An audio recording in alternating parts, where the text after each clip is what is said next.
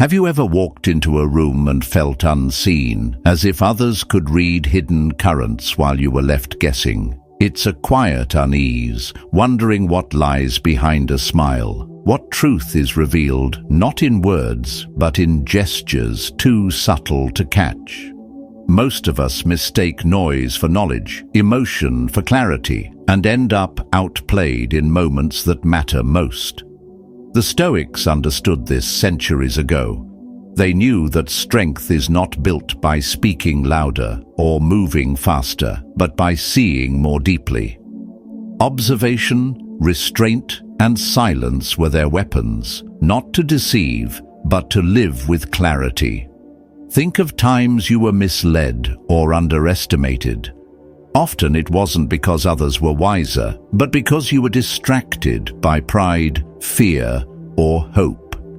In this reflection, I want to share how to outsmart others quietly through calm eyes, steady presence, and the patience to let them reveal themselves. Stay with me. 1. Detach from emotion. Have you ever noticed how, in the heat of an argument, your ears seem to close even as your mouth stays wide open? The words of the other person blur into background noise, not because they are meaningless, but because anger has taken the wheel. Or perhaps you've sat across from someone you cared about, too nervous or too hopeful to truly hear what was being said, so consumed by the question, do they feel the same? That you missed the very signals that might have given you clarity. These are ordinary moments, yet within them lies a powerful truth. When emotion dominates the mind, perception bends, and what is obvious becomes invisible. The Stoics warned us about this blindness. Marcus Aurelius wrote, "You have power over your mind, not outside events. Realize this, and you will find strength. That strength begins the moment you recognize that emotions, no matter how natural, no matter how justified, cloud your vision. To outsmart others without them knowing, you must first step outside the storm within yourself. Imagine for a moment a soldier standing on a battlefield. The fog of war rolls thick across the field. Men are shouting, swords clash, the air itself seems to tremble. In the chaos, the soldier can either lose himself to fear and rage, slashing blindly at shadows, or he can still his breath and listen. Through the noise, he notices details, footsteps approaching from behind, the glint of an enemy's blade half hidden in the mist. His survival does not come from brute force, but from clarity. Life is not always so dramatic, but in its own way, every crowded office meeting, every family dispute, every tense negotiation is a battlefield. When you are clouded by emotions, you slash at shadows. When you are calm, you see. I remember meeting someone who was always quick to anger in conversation. Even small disagreements would flare into heated debates. At first, I mistook it for passion, a sign that they cared deeply about truth. But as I observed, I realized their anger was their weakness. While they shouted, others stayed quiet, watching, learning, and using that knowledge later. Their blind rage revealed far more about their fears and insecurities than any words could have. The more they lost control, the more predictable they became. Contrast that with the rare individual who remains calm under provocation, the one who listens, who does not react immediately, who lets silence hang in the air. That person unnerves everyone else. They outsmart the crowd without saying a word. Detachment, as the Stoics taught, is not about cold indifference. Seneca reminded us, he suffers more than necessary, who suffers before it is necessary. Emotions magnify suffering by adding layers of fear, anger, or desire over the bare facts of reality. Detachment is clarity, not cruelty.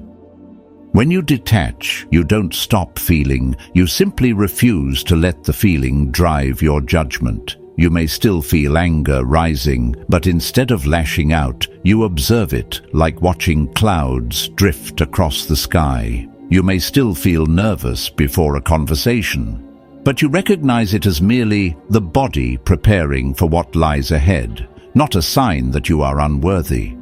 In that space of awareness, you reclaim control, and with control comes insight.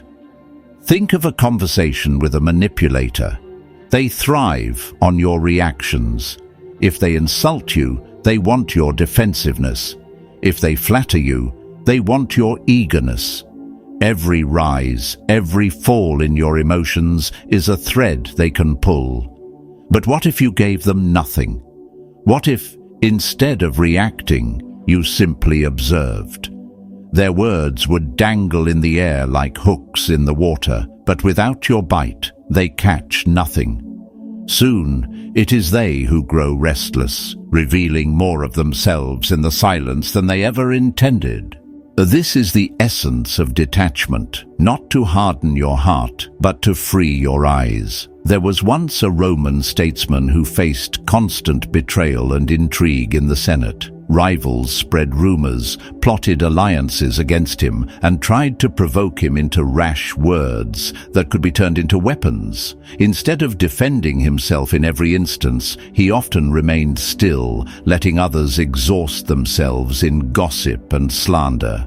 He listened, not with the intent to counter, but with the intent to see.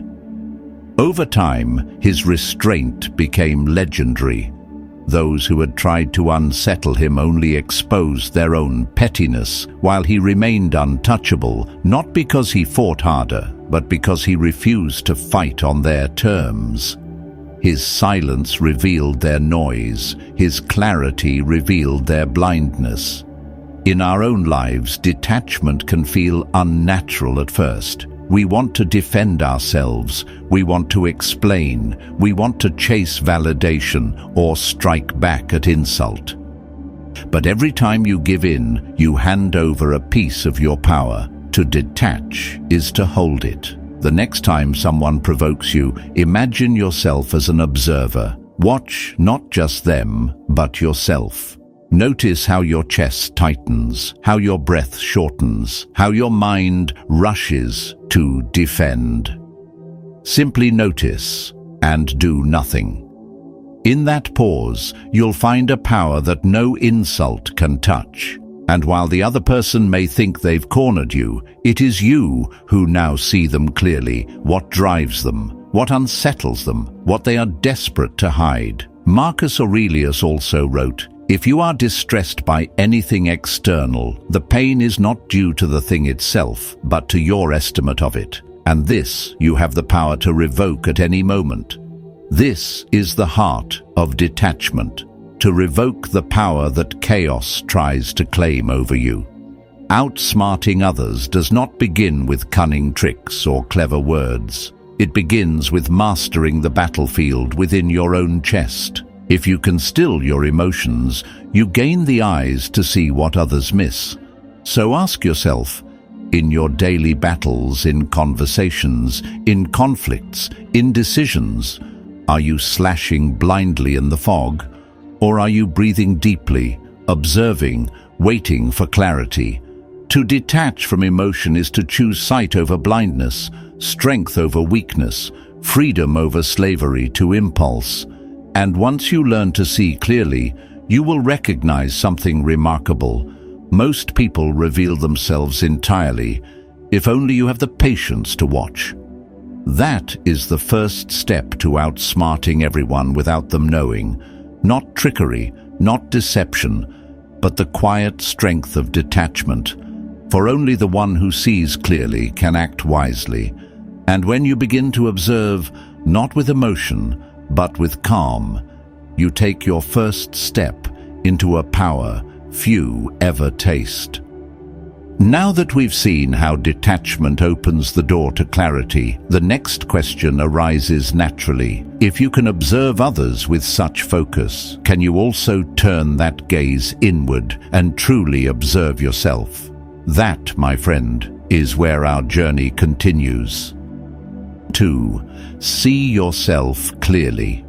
Have you ever watched yourself from the outside, almost as if you were a character in someone else's story? Maybe it was catching your reflection in a shop window and suddenly realizing how tense your shoulders were, or hearing your own laugh recorded and wondering if it sounded genuine.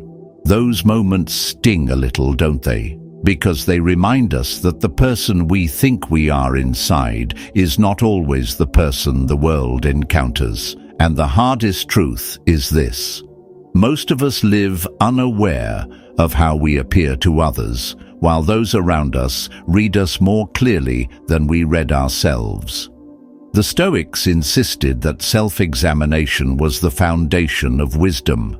Marcus Aurelius wrote in his Meditations, "At every hour, give your full concentration to the performance of the task in hand, with precise and genuine seriousness, tenderly, willingly, and with justice." He was urging himself to live with such awareness that even his smallest gestures reflected the values he claimed to hold. To observe yourself like a stranger means to step back from the comfort of excuses and look at your life as it truly is, without filters, without self-deception. I remember a man who swore he was confident in meetings. He believed his colleagues ignored him because of office politics, never considering that his own behavior might play a role. One day, a recording of the meeting was played back, and for the first time he saw what others had always seen. His words rushed, his tone uncertain, his eyes darted downward as if bracing for rejection. What he thought was confidence was nervousness, barely hidden. The realization cut deep, but it was also the turning point. From that day on, he began practicing deliberate pauses, steady eye contact, and slower speech. Within months, people listened to him differently, not because they suddenly decided to respect him, but because he had changed what he projected. His world shifted because he finally observed himself from the outside. Seneca once said, "No man was ever wise by chance. Wisdom requires effort, and part of that effort is the courage to hold a mirror up to ourselves and face what we find." Maybe you've noticed it too, the tendency to say yes when you mean no, laughing at jokes that chip away at your dignity, hiding your real opinions for fear of rejection. We tell ourselves it's harmless, but repeated over time, these patterns define us far more than the ideals we carry silently in our hearts. The Stoics remind us, character is not what you dream of being, it's what you consistently do. Think of relationships. A woman once described herself as generous and loyal, always willing to help. Yet, her generosity was driven by fear, the fear of being abandoned if she said no.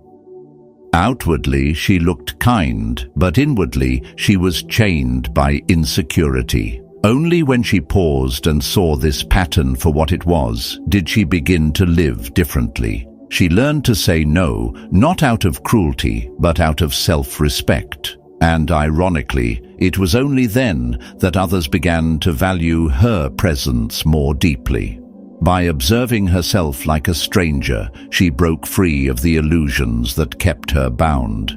This is the heart of Stoicism, not judging yourself harshly, but seeing yourself clearly. When you look at your own actions as if you were an outsider, you strip away the stories you tell to protect your pride. You see not who you wish to be, but who you are in this very moment. And in that clarity lies power. Because you cannot change what you refuse to see, but once you see it, transformation becomes inevitable. So let me ask you now, if your life today were a film and you were the viewer, would you admire the person on screen, or would you cringe at their habits, their tone, their choices? It's not an easy question, but it's a necessary one, because the more you dare to observe yourself like a stranger, the closer you come to living in alignment with who you truly want to be.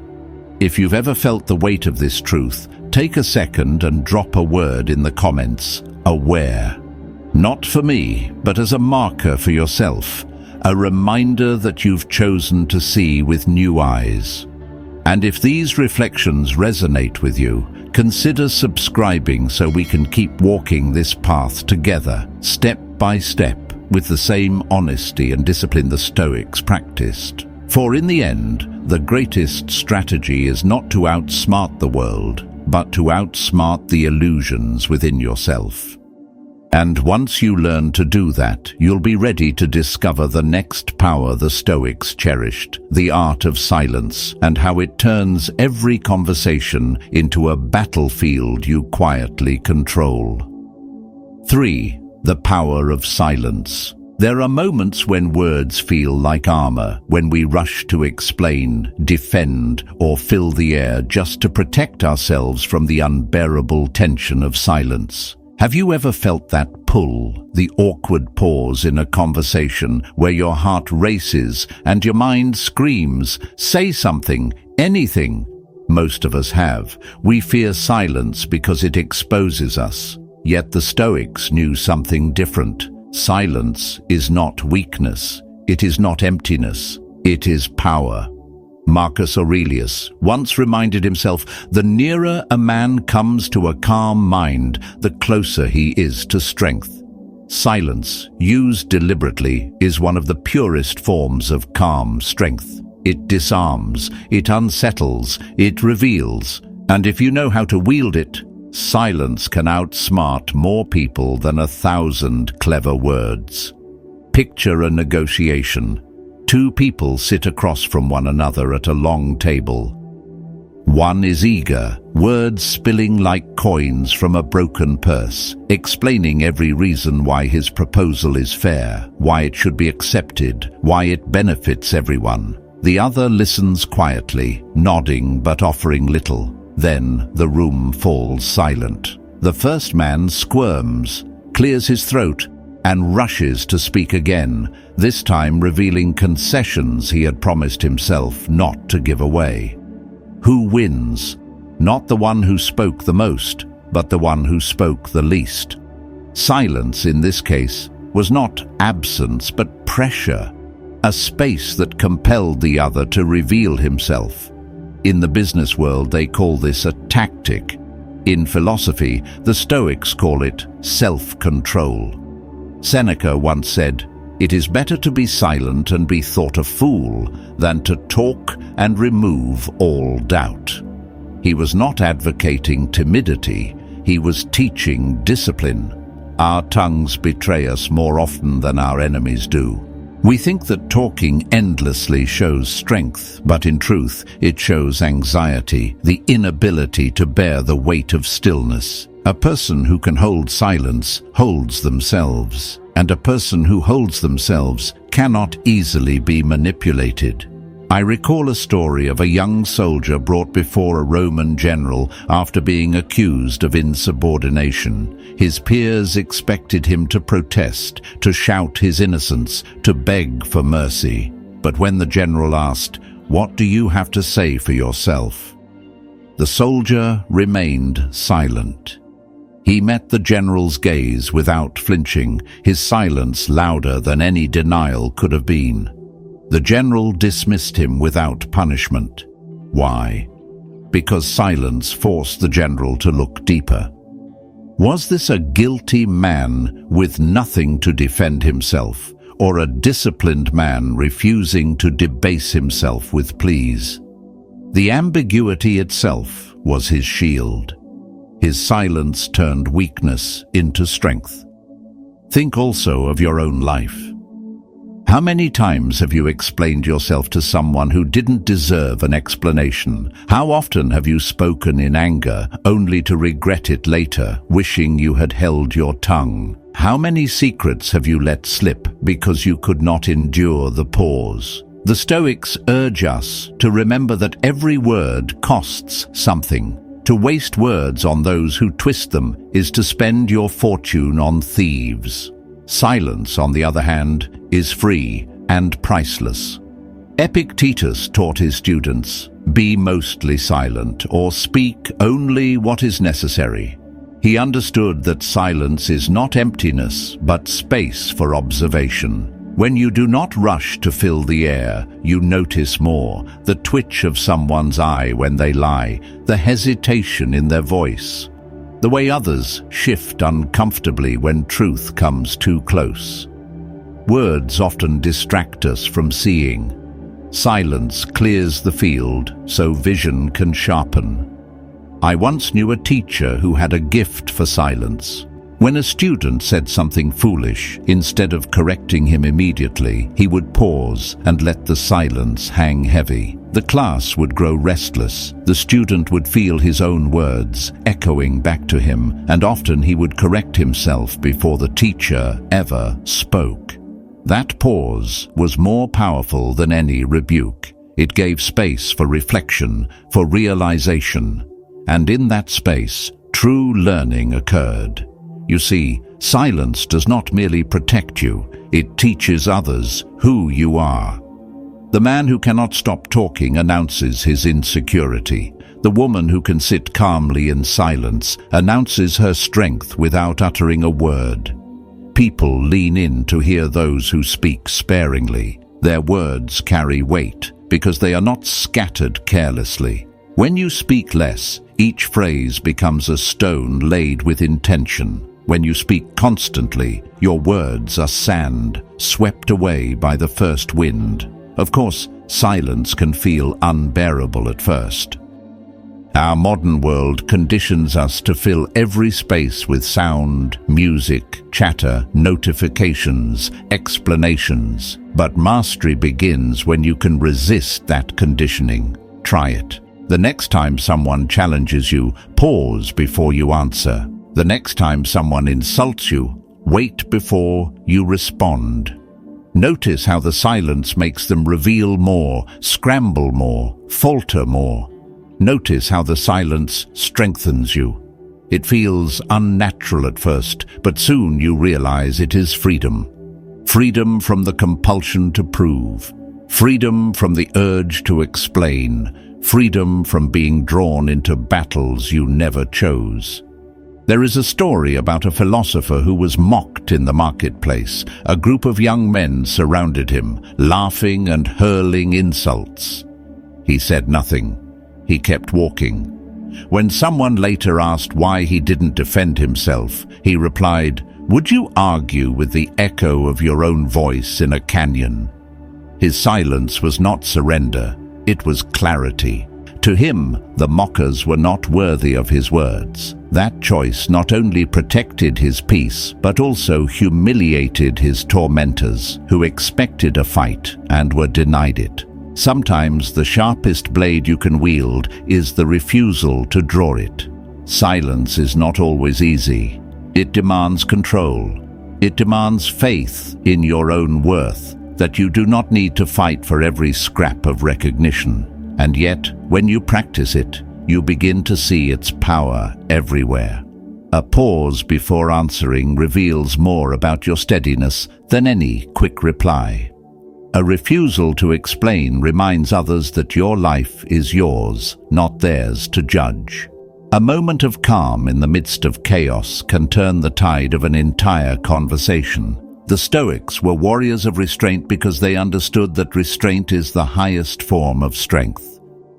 So I ask you, when was the last time your silence spoke louder than your words? Can you remember a moment when holding back revealed more power than unleashing every argument? If not, then perhaps it is time to practice. Let silence be your ally. Let it carve space where truth can emerge. Let it unsettle those who rely on your reactions to feel in control. And let it remind you that strength does not always roar. It often whispers nothing at all. Silence is not absence. It is presence distilled. When you wield it with intention, you outsmart not through cunning tricks, but through calm mastery. And once you learn to sit in silence without fear, you are ready for the next level of observation, the ability to notice not just the pauses in conversation, but the deeper patterns of human behavior that reveal who people truly are. That is where we turn next. 4. Patterns reveal truth. Have you ever noticed how people reveal themselves not in grand declarations, but in the smallest of repeated actions? A friend who always arrives late, no matter how important the meeting. A colleague who praises you in public, but cannot help adding a subtle criticism afterward. A partner who laughs just a little too loudly when someone else enters the room. At first, we dismiss these details as quirks, harmless habits, but over time they form patterns, and those patterns whisper truths that words often conceal. Life, if you pay attention, is not as chaotic as it seems. It moves in cycles, repetitions, behaviors that announce who people are long before they ever confess it. The Stoics knew this. Marcus Aurelius wrote, "Observe what your nature requires, as if you were bound to it. Do not be distracted by what others imagine." He was reminding himself that the essence of a person is not in what they say, but in what they consistently do.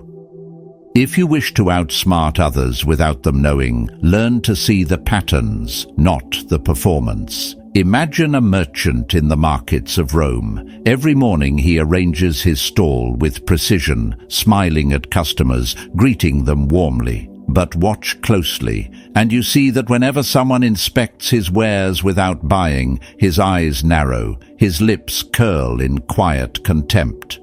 One day, he loses a sale because he speaks too harshly, accusing a passerby of wasting his time.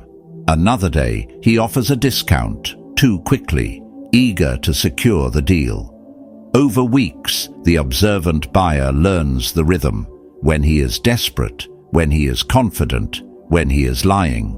Soon, the buyer can bargain effortlessly, predicting the merchant's moves before they happen. Nothing supernatural, nothing manipulative, just attention to pattern. In the same way, our lives are full of these tells. People repeat themselves more than they realize. If you step back and notice, they write their own story for you to read. Seneca warned that most powerful is he who has himself in his own power. But most people do not.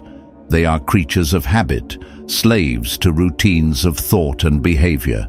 They will check their phone the moment silence falls, laugh nervously when they are insecure, flatter when they want something, criticize when they feel threatened. These are not random acts, they are cycles. To the unobservant, they are invisible. To the one who watches, they are maps.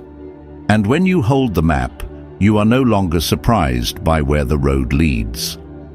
I once knew a man who always spoke with authority at work, presenting himself as decisive and confident. Yet, every time a decision was delayed, he grew restless, tapping his fingers, sighing heavily, repeating himself. At first, no one noticed, but those who paid attention saw the truth. Beneath the mask of authority was a man ruled by impatience. In negotiations, that weakness cost him dearly. For the moment a pause stretched too long, he would make concessions simply to end the discomfort. His pattern betrayed him, and those who understood it could bend him without force. The lesson is not to mock him, but to remember this. Every one of us has patterns that reveal the truth beneath our masks. The question is not whether they exist, but whether we are awake enough to see them. Epictetus taught, if someone handed over your body to a passerby, you'd be furious. Yet you hand over your mind to anyone who comes along, so they may disturb it. Most people live this way, at the mercy of impulses, repeating the same reactions, never questioning them. But when you learn to recognize patterns without judgment, you gain clarity without cruelty. You are not condemning others for being predictable, you are simply refusing to be blind. You see the repetition, you note the rhythm, and you adjust your steps accordingly. That is wisdom, not manipulation. Think about relationships. Someone might promise they've changed, that the lies or betrayals will never happen again, yet if you step back and watch, you may notice the same excuses, the same lateness, the same quick anger when confronted. Patterns return, like waves against the shore. You do not need to argue, you do not need to accuse, you only need to observe. And in that observation, you find freedom. Marcus Aurelius counseled himself, "If someone can show me that what I think or do is not right, I will happily change, for I seek the truth." But most people do not seek truth. They seek comfort, and comfort lives in repetition. This is where Stoicism offers its deepest gift. When you recognize human patterns, you must do so without bitterness. Otherwise, you poison yourself with judgment. If you see someone always chasing status, always exaggerating their successes, you do not hate them for it.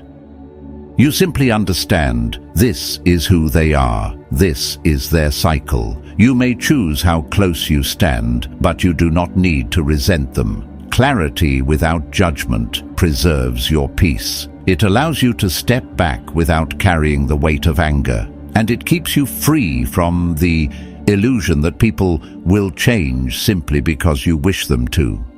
In my own life, I once trusted a friend who constantly excused small lies. At first it seemed harmless, little exaggerations, small distortions of truth. But the pattern was there. Each time I ignored it, convincing myself that these were isolated incidents. Eventually, the larger betrayal came. And when it did, I realized I had not been deceived. I had deceived myself. The pattern had been plain. I simply chose not to see it. That is the danger of ignoring patterns. They do not disappear. They only grow. The Stoic path is not to be cynical, but to be honest, to see clearly what is there rather than what you wish was there.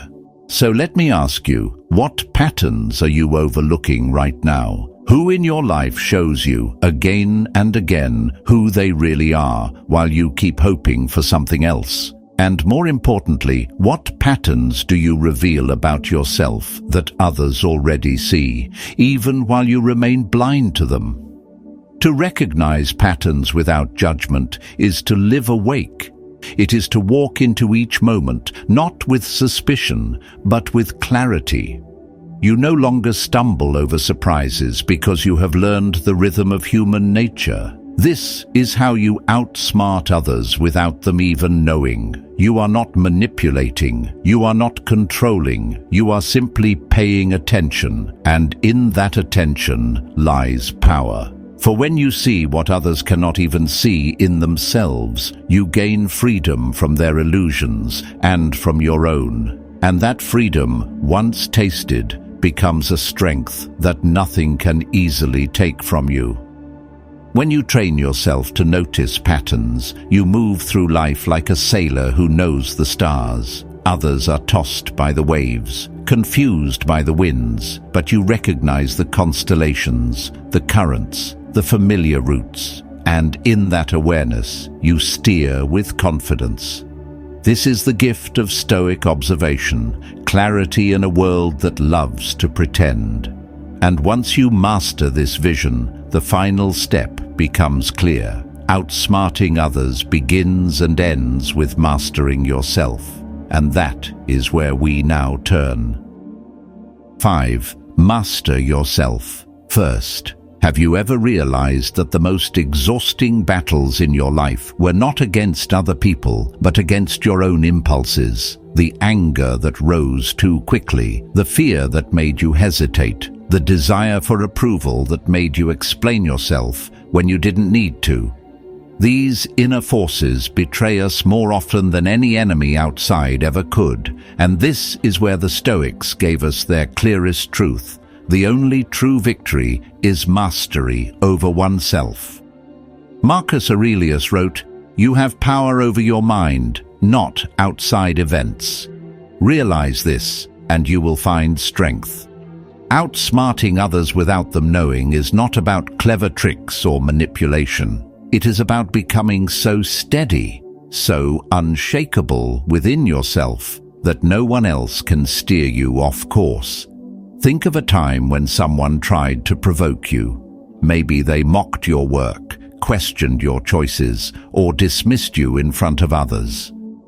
If you reacted in anger, you gave them what they wanted, proof that they could control you. If you explained yourself endlessly, you handed them your peace, begging for validation they never intended to give. But if you remained calm, if you knew your own worth so deeply that no insult could touch it, you won a victory far greater than the argument. You showed them, and more importantly yourself, that your center belongs to you alone. That is the essence of self-mastery. I remember hearing a story of a Stoic teacher approached by a man consumed with revenge. "They laughed at me," the man said. "They insulted me, and I will destroy them for it." The teacher listened quietly, then asked, "When they insulted you, they wanted you to suffer, did they not?" The man nodded. "And now, by plotting your revenge, are you not still suffering, long after their words have passed?" The man fell silent. The teacher smiled gently. "They only win if you carry them in your heart. Put them down and you walk free." The man left without another word, but with a new realization. His enemy was not the mockers. His enemy was himself. Seneca warned, "No man is more unhappy than he who never faces adversity, for he is not permitted to prove himself." Adversity is not punishment. It is the training ground where self-mastery is forged. Every insult, every rejection, every temptation is an invitation to prove to yourself that you are not ruled by emotion, by vanity, by fear. When you master that, you are untouchable. Outsmarting others is no longer about playing their games. It is about rising above them entirely. So let me ask you, are you tired of being swayed by every word, every opinion, every glance of approval or disapproval? Do you not see how exhausting it is to let the world pull your strings? The Stoic way is not to cut yourself off from life, but to anchor yourself so firmly that you cannot be moved without your consent.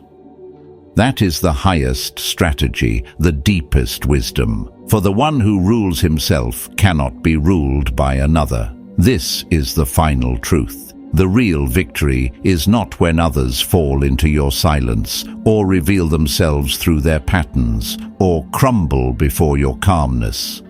The real victory is when you no longer need to prove anything at all.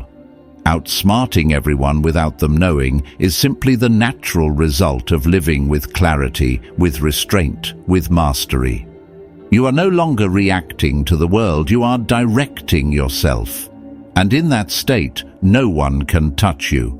So walk forward with this in your heart. Let others play their games. Let them seek validation. Let them gossip. Let them provoke. You have chosen a higher path. You have chosen to master yourself. And when you do, you have already outsmarted them all, not through cunning, but through strength, not through trickery, but through wisdom.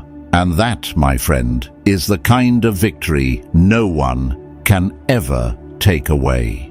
True mastery begins when you no longer need to prove yourself. Outsmarting others quietly is simply the result of clarity and self-control. Subscribe if you are ready to walk this path, and comment clarity to seal it. Keep going, your journey deepens next.